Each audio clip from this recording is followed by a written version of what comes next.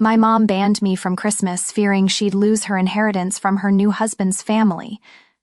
So, I executed a plan that left them speechless. 3 days before Christmas, I got a call from my mom while I was standing in the kitchen making coffee. It was the kind of call that sends a chill down your spine from the very first second. A long silence on the other end, like the caller is struggling to swallow a decision too heavy to speak aloud. I spoke first, my voice barely a whisper. "Mom?"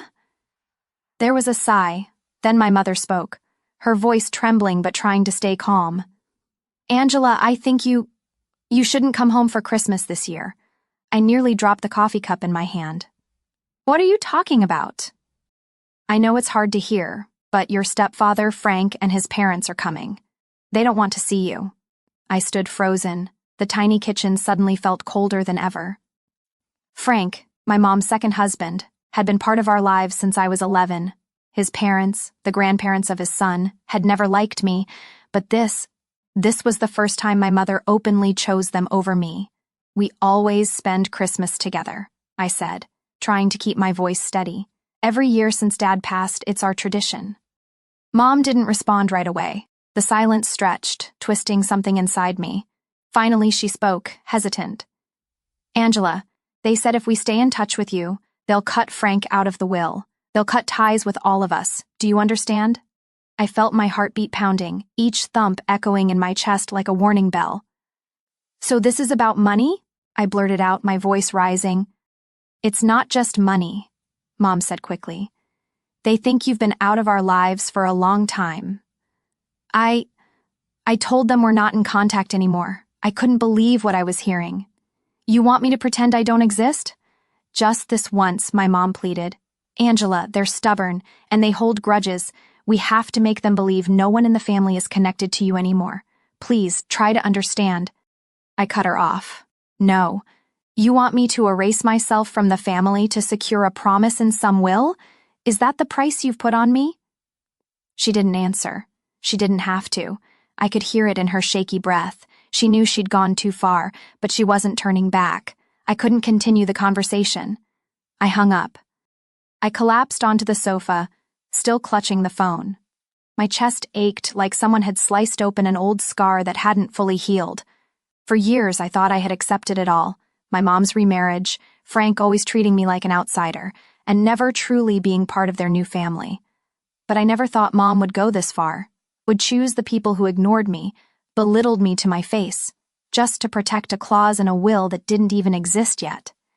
I thought back to all those winters, me and Mom walking down streets lit with Christmas lights, sipping hot chocolate and talking about our little family of just the two of us. Back then, after Dad died in a car crash, she'd hold me close and promise, "No one will ever replace your dad in my heart, and you are the most precious thing I have." And now, I was the one being pushed out. I stared at the phone, my mind spinning between past and present. Then I opened my contacts and called the only person I knew would understand, Natalie, my half-sister. No one knew the twisted dynamics of this family better than she did. The phone rang for barely 3 seconds before someone picked up. Natalie's cheerful voice came through. "Angela, what's going on? You're calling so early." I swallowed hard. "Mom just called," I said, my voice catching. "She told me not to come home this year because Frank's parents will be there." A heavy silence followed, then Natalie snapped. "What the heck? Is she serious?" I let out a bitter laugh, dead serious, and she told me to pretend I never existed. Natalie's voice sharpened. "If you're not welcome, then I'm not going either. They can't treat you like that and expect everything to be okay." I bit my lip as hot tears began to spill down my cheeks. Natalie, the only person in the family who never turned her back on me, was still standing by me, like she always had.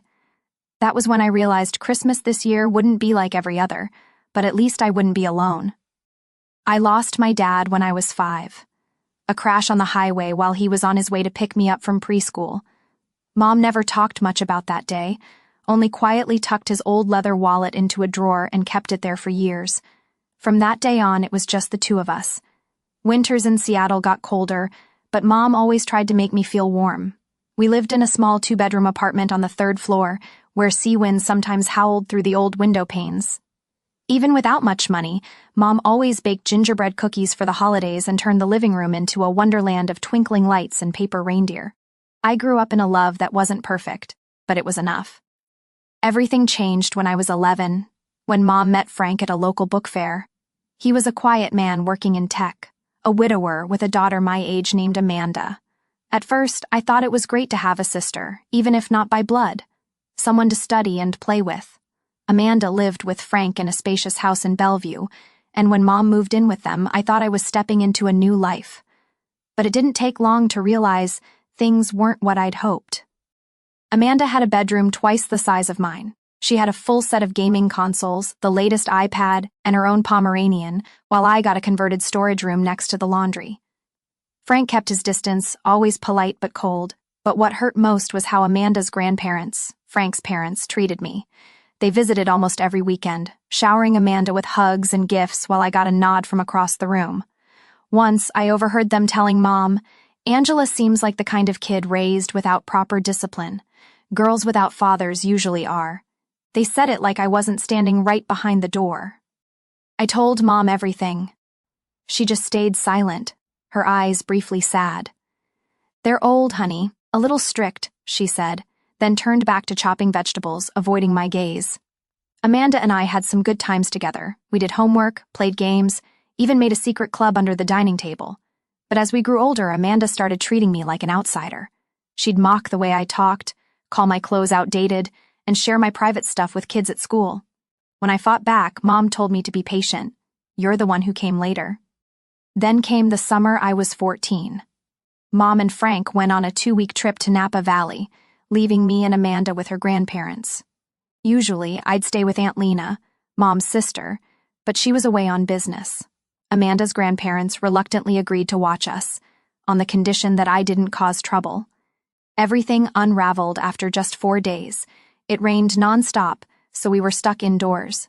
Amanda hogged the computer all day for games, and I just wanted 1 hour to work on my essay. We argued, pushed each other. I didn't mean to, I swear I didn't, but Amanda slipped on the carpet, hit the coffee table, and screamed in pain. She clutched her arm, crying like her whole world had shattered. Her grandparents rushed in, their faces pale when they saw her swollen arm. Without asking, her grandmother grabbed the phone and shouted into it, "That girl attacked my granddaughter! She needs a mental evaluation immediately!" I stood there, heart pounding, trying to explain it was an accident, but no one listened. When the ambulance came, I was locked in the bedroom, the door bolted from the outside. Dinner was slid through the crack with a suspicious glare. I felt like a prisoner in what was supposed to be my home. Mom and Frank came back earlier than planned. No one hugged me. No one asked if I was okay. Amanda whispered that I had pushed her with all my strength, and her grandparents confirmed I'd shown dangerous behavior. Mom avoided my eyes, and Frank shook his head. "I don't think I can let her be around Amanda anymore," he said. I was sent to live with Aunt Lena for 2 months. During that time, Mom arranged for me to see a therapist. They called it preventive, but I knew better. They thought something was wrong with me. I stayed silent, no tears, no protest, but inside I began to build walls. After that summer, I no longer felt like the house in Bellevue was my home. It was someone else's house, where I was just a temporary guest. And Mom, the one who once promised she'd always protect me, was now the first to let go when things got complicated. I left right after graduating high school, carrying an old suitcase and a full scholarship from the University of Minnesota. Mom didn't see me off at the bus station. Frank didn't bother to say goodbye. Only Natalie ran after me, shoved a bag of chocolate cookies into my hand and whispered, "Text me when you get there, okay?" Minneapolis greeted me with golden autumn leaves. I rented a tiny room near campus and worked part-time at the student cafe while attending classes. I knew I couldn't expect any support from Mom, so I didn't allow myself to fall behind. Every penny I spent came from sweat and tears.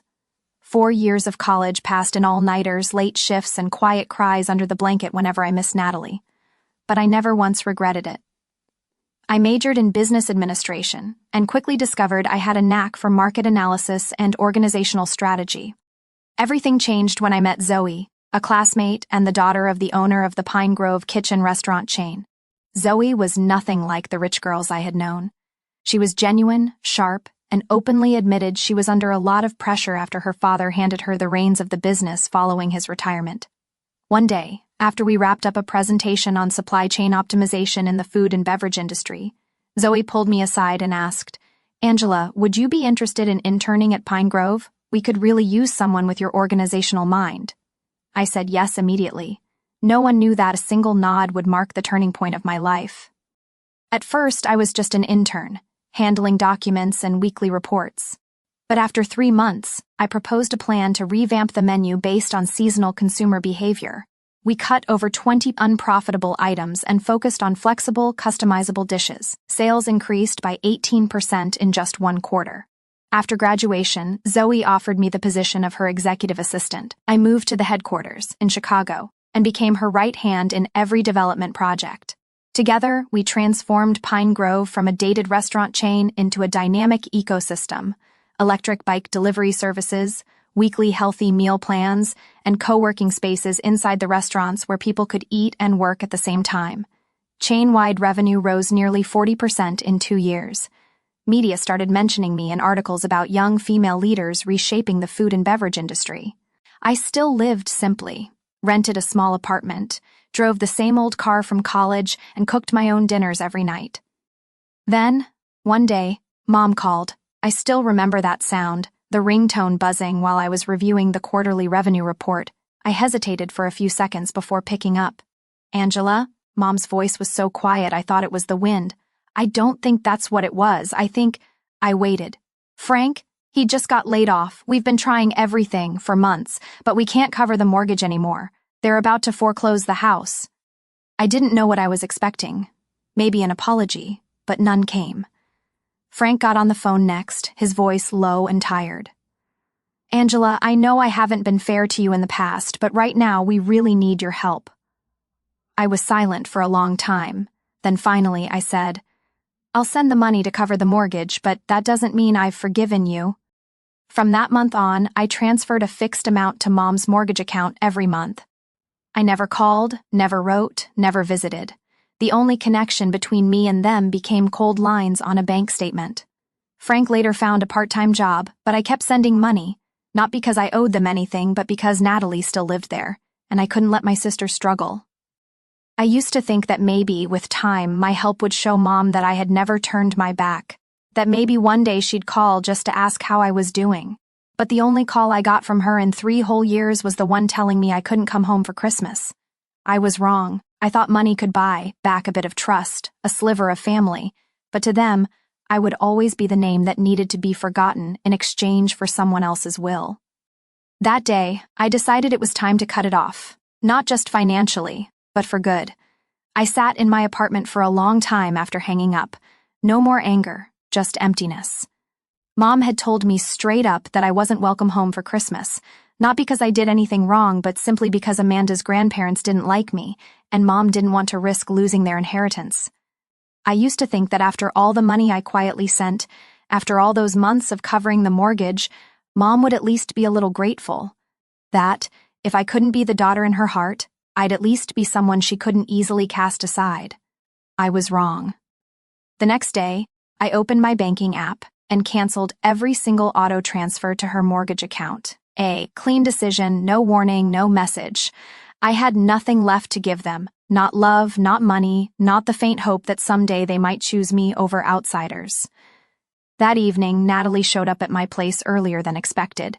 She brought with her a fake Christmas tree taller than 5 feet, a bag full of string lights, candy canes, and a bunch of pre-wrapped boxes. "This Christmas, we're making our own tradition," she declared, her eyes gleaming. We turned on the music, the apartment glowing with warm yellow lights, and decorated the tree with glass ornaments one by one. Natalie talked about school, her loud friends, and the presentation she'd just finished. I laughed more that night than I had all month, and when she handed me a small, silver-wrapped box, I nearly cried. "It's not much," Natalie said softly, "but it's money I saved from my part-time job. I want you to buy something just for yourself, not for anyone else." I hugged her tight. The next day, I called a few close friends, the kind who were staying in the city for the holidays, not going home. Emily, my college classmate, brought boxes of homemade gingerbread cookies. Tyler and Sam, my longtime friends from undergrad, showed up with a stash of board games and a guitar. We turned that Christmas into a real celebration, warm, lively, and genuine.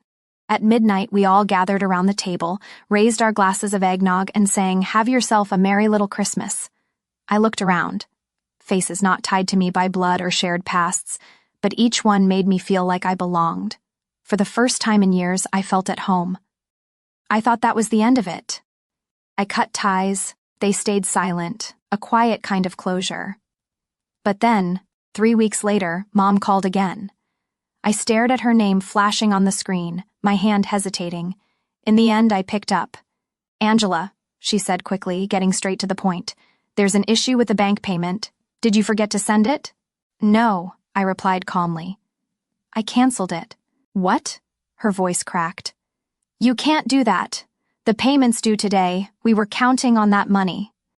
"Then maybe call Amanda's grandparents," I said, voice steady but firm.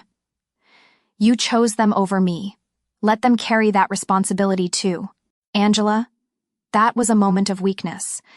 It was a desperate situation. No, I cut her off. It was a choice. And now I get to make mine." After a few seconds of silence, Mom switched to a blaming tone. "You told Natalie not to come home, didn't you? We had to tell her grandparents. She was sick. I had to make up a whole story just because of you." I replied coldly, "So you're willing to lie about your daughter being seriously ill, as long as it means keeping the money from them?" "Don't judge me until you've been a mother," she yelled. I didn't respond. I simply pressed the button to end the call. From that moment, I never received another call. Natalie still visited me every week. We took walks, cooked together, laughed together. She told me Mom still mentioned me, but in a tone like I was a system error she couldn't erase. But I had made my choice. I was no longer the little girl waiting by the window for her mother. I was a woman who had learned to love herself and who knew that sometimes the best thing you can do for yourself is to close the door that once broke your heart and go find another way, even if it starts with loneliness. On a late March afternoon, the sky over Seattle was thick with gray clouds, as if winter still refused to leave. I was buried in plans for the grand opening of Pine Grove's new location in the Fremont area when the doorbell rang. At first, I thought it was Natalie, but when I looked through the peephole, my hand froze. Standing outside was Mom. Beside her were Frank and Natalie. I opened the door, partly out of curiosity, partly out of concern for my sister. Natalie stepped in first, her gaze gentle but firm. "I know this is a surprise, but please just hear them out." I stepped back and let them in. The familiar space suddenly felt stifling. Mom clutched her purse, her eyes scanning the room like she was searching for a memory that never existed. Frank stood still, hands clasped, his face pale with tension. "Angela," Mom began, her voice hoarse, "I'm not asking you to forgive me right away. I'm asking for a chance to speak." I crossed my arms, standing across from them. "Go ahead." She hesitated a moment, then continued. "Christmas, I was wrong. I put money ahead of you. I betrayed the very child I was supposed to protect. I said nothing. It was still too early to trust regret, especially when it came after months of silence." Frank spoke for the first time, not avoiding my eyes. "Angela, I know I treated you badly. I let my parents control everything. My views, my emotions. I stayed silent when I should have spoken up for you. That was my fault, only realizing that now." I asked evenly, "After all these years, after all the times you ignored me and turned your back like I never existed?" Mom nodded, her eyes brimming with tears. "Each month that the money didn't come, I wasn't upset about losing support. I was upset because I knew, for the first time, you had truly given up on me." I looked at Natalie. She stood in the center of the room, waiting. "You arranged this?" "I didn't force them," Natalie said. "But I made it clear, if they wanted to hold on to anything left of this family, they had to come and face what they did." Silence settled over us. I looked at the three people, the woman who used to be my whole world, the man who never called me his daughter, and the only sister who never betrayed me, and let out a sigh. "What about Amanda's grandparents?" I asked. Do they still think I'm someone who needs to stay away to protect their precious will? Frank shook his head slightly. I called them. I told them I wouldn't keep pretending anymore. If that means they cut me out of the will, then so be it. I tilted my head. Sounds like a bold statement. Why now? Because of Natalie, he said. She told us if we didn't face the truth, she'd never come home again. I can't lose both my daughters. That made me pause. What did you just call me? Daughter, he replied without hesitation. Mom stepped closer and pulled an envelope from her purse. We don't need you to send money anymore. Frank got a new job with a stable income. We're not here to ask for help. We're here to ask for you. I took the envelope. Inside were financial documents and an updated estate plan where both Natalie and I were listed in Frank's will. For the first time in years, they were trying, really trying, not just with words. That doesn't mean I can trust you right away, I said. Wounds don't just disappear because of a few apologies. Mom nodded. I know, and I'm willing to do whatever it takes to prove I won't repeat my mistakes. We're looking into a family therapist, Natalie added. I think we need someone to help untangle what's been buried too long. I looked into their eyes. No coldness, no pretense, none of the things I had become so used to. Just 3 people carrying regret and a fragile hope for a second chance. I nodded slightly. I'm not promising forgiveness, but I can try to start again. Mom's face lit up, tears falling freely. Frank exhaled in relief, and Natalie stepped forward to hug me tightly. I stood in the middle of the room, still unsure if I'd done the right thing, but at least, for the first time in a long while, it felt like maybe I could start writing a new chapter on my own terms. Our first therapy session took place on a gloomy Thursday afternoon in the warmly lit office of Dr. Emma Wallace. She was a woman in her 50s with neatly tied gray hair and a voice both calm and sharp enough to keep anyone from hiding their true feelings for long. I sat between Natalie and Mom, with Frank across from us. No one spoke for the first few minutes. Only the ticking of the wall clock filled the awkward space. Let's begin with something simple, Dr. Wallace said. Each of you, tell me what you hope to get out of this process. Mom was the first to speak. I want my family back. I want Angela to be able to call me Mom without feeling like it's a stranger's word. I didn't react, but something shifted inside me. Frank was more hesitant. I want to understand how I let this happen and fix it if I still can. Natalie simply said, I want everyone to be honest. No more hiding things. When it was my turn, I looked down at my hands and said softly, I want to understand why I was treated like I didn't matter, and I need to know if that can ever change. The room fell silent, but this time, it was the kind of silence we needed. The sessions that followed weren't easy. Some days, we talked things through. Other days, I walked out with tears streaming down my face. Mom still had her reflexes, defensiveness, excuses, but Dr. Wallace didn't let it slide. Are you explaining the pain? She asked during one session, or trying to justify it. It stunned Mom into silence. Once, I recounted the time I was locked in the room after the incident with Amanda. Mom looked down in shame, and Frank bit his lip until it turned pale. I know they were out of line, he said, eyes fixed on his hands, but I didn't dare stand up for you. I've been controlled by my parents my whole life, and I thought if I stayed silent, everything would stay peaceful. You thought I would be at peace being locked in a room, eating through a slot like some kind of criminal? I asked, my voice cracking. Not out of anger, but from a disappointment that had built up for years. Frank looked up, his eyes red. Angela, when I was your age, my parents threatened to cut off my tuition if I didn't study the major they chose. They threatened to disinherit me if I married someone they didn't approve of. They said they'd disown me if I let my wife's daughter sit at the same table, and I stayed silent through all of it.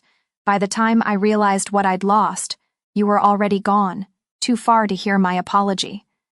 I didn't respond right away, but for the first time, I didn't see him as a distant shadow in my memory anymore. He was someone who had been controlled, just like me. We were more alike than I had ever allowed myself to believe. Outside of therapy, we started establishing small habits to rebuild. One dinner a month, just the 4 of us.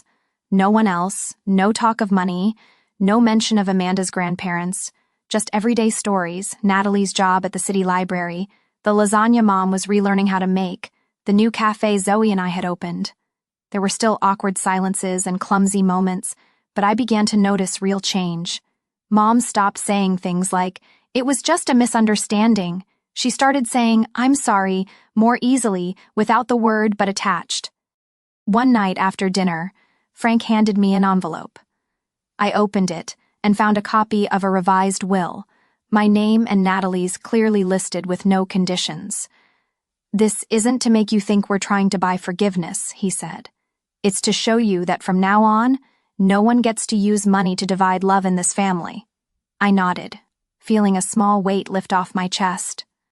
One time, when it was just Mom and me in a therapy session, Dr. Wallace asked, "If there's one thing you've never said to Angela but wish you could, what is it?" Mom looked at me for a long time, then she said, "Angela, I let you carry more than any child should have had to." I was wrong to stay silent, but what hurts me the most is knowing you had to learn to live without me, and I don't know how to earn my way back. I didn't cry, but inside me, a door, old and dusty, creaked open. We still weren't a perfect family, but at least this time we were all walking in the same direction, and for the first time in a long while, I didn't feel like the outsider in my own story. One afternoon in early June, with sunlight still lingering on the polished wood of my dining table, Frank invited me into his home office. The space was just as I remembered it. Thick books lined up on the shelves, a small bonsai tree near the window, and that dark brown leather chair that always smelled faintly of new paper. But this time, instead of feeling like an intruder or a guest, I stepped in with a different mindset. Part of me stayed cautious, but the rest was learning to welcome what was genuinely changing. Frank sat behind his desk, his hand resting lightly on a cream-colored envelope with my name handwritten on it. "Angela," he began, his voice deep and slow, "this is a copy of my new will. It was notarized by the lawyer this morning. I wanted you to receive it directly from me." I opened the envelope. Inside was the legal document, along with a clear asset breakdown, no fine print, no hidden strings. My name and Natalie's stood side by side, with specific notes about our shares, regardless of anything from Amanda's side of the family. I told them I no longer follow their conditions, Frank said, eyes still on me. They were angry, threatened to cut ties, but I told them I've been cut off from myself for far too long. It's time to fix that. I looked at him and said nothing, but inside, something shifted. Not because of what was in the will, I never needed any of it, but because for the first time, I felt seen as a real part of this family. After that, family dinners became a new tradition, not forced or awkward like before, but genuine get-togethers. We took turns hosting, sometimes at my place, sometimes at Natalie's, and sometimes in Mom's old kitchen, the one that had seen both my childhood and the times I used to avoid the gaze of Amanda's grandparents. But now, they never showed up. Mom had cut ties with them on her own. She changed her phone number and told them clearly, "If you want to be part of your grandchildren's lives, you have to respect everyone or no one at all." We started talking about things no one had dared mention before. The time I was locked up after Amanda's fall, how Mom used to avoid the truth, and how Natalie often felt stuck in between. There were tears, there were heavy silences, but not once did anyone deny or deflect anymore. I remember one evening, after Natalie finished talking about her work at the library, Frank suddenly said, "When my daughter got into college, I didn't say anything, not because I wasn't proud, but because I didn't know how to show it, having never learned how to love without conditions." Mom, sitting beside him, gently took his hand. "Then let's learn together." I left the table that night with an unfamiliar feeling, peace. Not because everything was perfect, but because, for once, I wasn't carrying the weight of our family alone, unseen and unheard. A week later, Natalie sent me a small card. It read, "Real Family Day, first celebration this Saturday. No pressure, no obligation, come if you want. Just bring your honest heart." I laughed when I read it. The card had a doodle on it, 4 people holding hands in front of a giant pizza. Natalie had never been good at drawing, but I still framed it and hung it on my fridge. That night, I sat alone on the balcony, watching the city light up. A year ago, I'd sat in this very spot, wiping away tears after a Christmas call that made me finally see my true place in the family. Now, I was still here, but with a different heart. This hadn't come from easy forgiveness. It came from me standing up, saying enough, and walking away to protect myself. I'd learned a powerful truth. Not everyone born under the same roof will choose to love you the right way, but if you protect your boundaries with courage, sometimes you're the one who teaches them how to love from the beginning. And in the moment I stopped fearing losing them was the moment they began to truly value me. The new Pine Grove branch in Fremont officially opened on a sunny Sunday afternoon, with a light breeze carrying the scent of early cherry blossoms. I stood at the front desk, adjusting my name badge, nerves fluttering even though I was used to this by now. But something was different today. Not just because this was the 10th location Zoe and I had built together, but because for the first time, I had invited my whole family to the opening. When I turned around, I saw them walk in. Mom, Frank, and Natalie. No one wore anything flashy, no exaggerated compliments or false smiles, just genuinely warm eyes and a real hug from Natalie as she whispered, "I'm proud of you." We had dinner upstairs at the restaurant, under soft golden lights and gentle jazz playing in the background. Mom talked about her new garden, Frank shared his home renovation project, and Natalie chattered on about her recent trip to Portland with friends from the library. It wasn't perfect. Mom still occasionally slipped up and said something that made me pause. Mid-bite, Natalie shot her subtle glances, silent warnings. But this time, no one stormed off, no one shut down. After each misstep, there was a timely apology. After each misunderstanding, a real effort to listen. We had changed, not because of some miracle, but because of deliberate choices every day. Once, after a therapy session, Mom pulled me aside and handed me a soft leather journal. "I've written everything I remember in here," she said. "The things I did wrong, the things I wish I could redo. Not to justify, but so you know I'm starting over." I didn't open it right away, but I carried it with me as a reminder that some relationships don't die. They just need to be cleared out, rebuilt, and reseeded.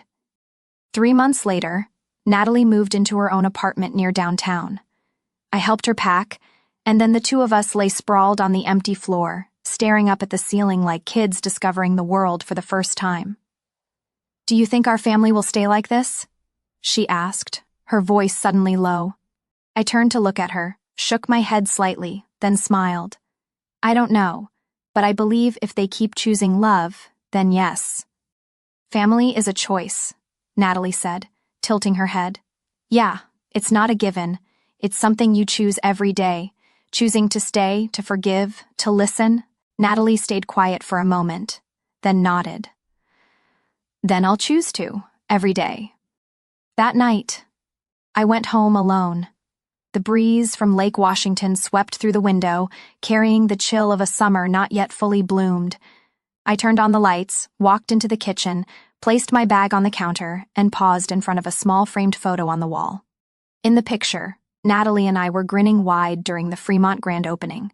Next to us stood Mom and Frank, not perfect but clearly trying. I'd labeled the photo simply, "Family, Revised Edition." I thought back to everything.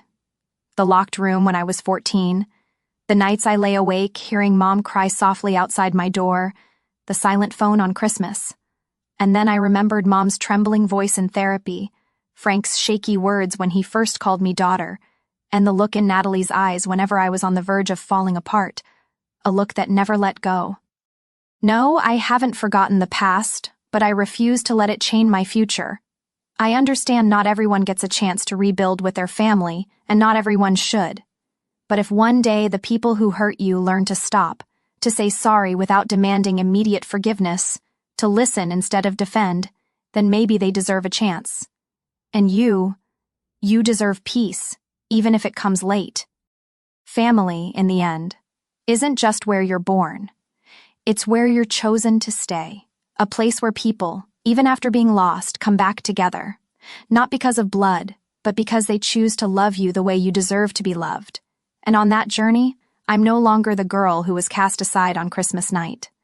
I am Angela, a woman who has learned to stand tall, to love herself, and to bravely say, "I deserve to be loved unconditionally." From my own story, I've learned that family isn't fixed. It's a choice, rebuilt each day with honesty and respect. Sometimes to find your worth, you have to let go, stand up, and say enough. But if you're lucky, the ones who once hurt you might learn to change. I no longer wait for a perfect family. I only hope for people brave enough to make things right. And I found them, right in my own family.